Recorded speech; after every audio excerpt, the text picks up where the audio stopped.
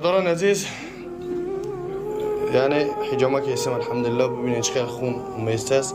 این جمشید پهلوان های سپورتسمن زوره. اینه بانکو برای خنکی را چیست خنکی را کشیده چکنیان اپارات موشنی همه اینه عثمان بویای. السلام علیکم.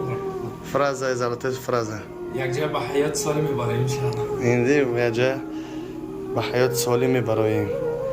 نی برادر دوجه یام باش فتا بوش کرده نبیش خیلی خون ماشاءالله خونی سرخ برو میسته پول نی کمپلکس چخیلی شنی بانکو چخیلی جمشه جدی تو کام اکا جمشه ای جوش میتونه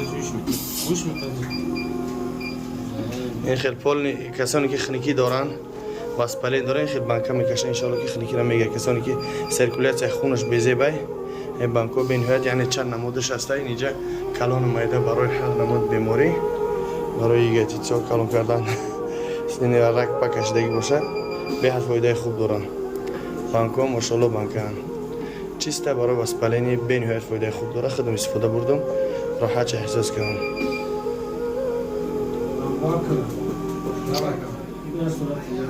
نه ویدیوش کیسه مال در اینترنت میبینیش بعد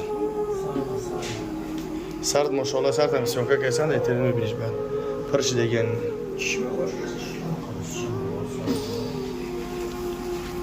کالا ده خونی بینی ده جمشید خونی بینی